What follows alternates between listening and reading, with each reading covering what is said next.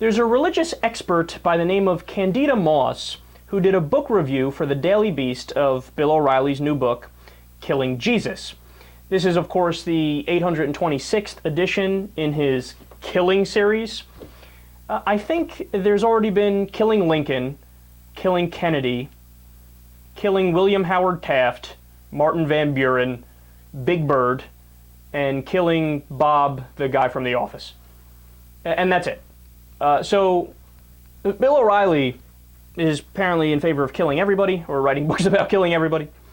And when she went through the entire thing, and she wrote a good piece on this, she says, quote, "The basic argument of the book is that Jesus died because he interfered with the taxation-heavy Roman revenue stream.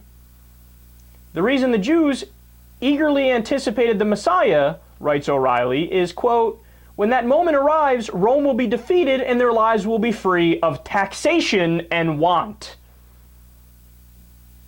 Do you get that? Bill O'Reilly actually argued Jesus died to lower taxes. If this isn't a theme that the Republican base will masturbate to, I don't know what is. Because you're meshing everything they love together. You're putting tax cuts with Jesus and meshing them into one nice, neat little story. Now, of course, that's not the reality of the situation, but they don't care. They just love the way it sounds. Oh, I love Jesus. Oh, and I love tax cuts. Oh, and now I know Jesus loves tax cuts. Oh, this is so hot. Sweetie, get the baby oil. These conservatives are hilarious, man.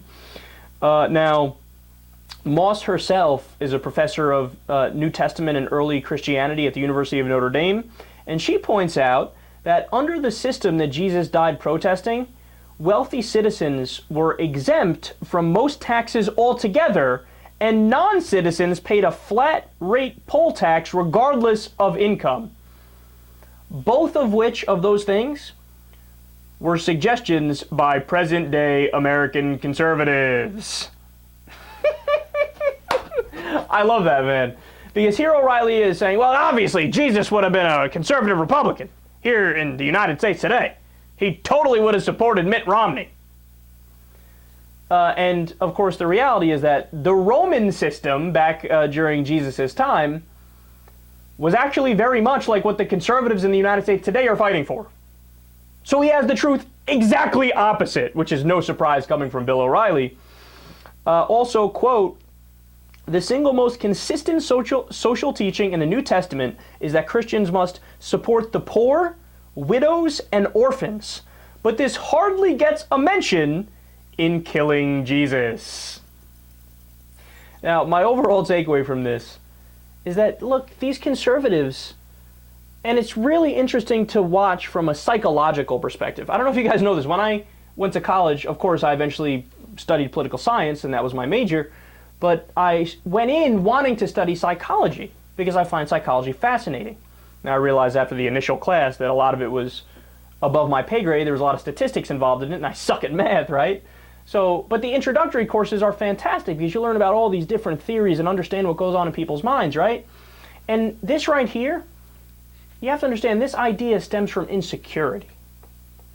Now, how can I make that claim? What gives me a leg to stand on to make that claim? Well, look, if you are not actually confident that your worldview is correct, what do you have to do? You have to convince yourself that all of the great characters throughout history actually agreed with what you want. Understand that? So it gives you more of an intellectual leg up on the competition who might disagree with your politics. Because then you fall back to, when somebody smarter than you disagrees, you say, well, Jesus agreed with me. Now what? I win the debate. Really? Abe Lincoln agreed with me, Bill O'Reilly. So yeah, I'm better, and I'm right, and you're wrong.